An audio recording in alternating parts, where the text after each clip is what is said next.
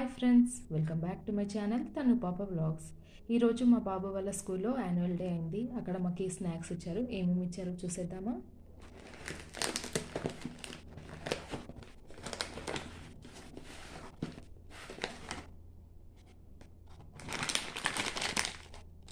ఇలాంటి chips packet 1 and cup cake and ఒక మజా,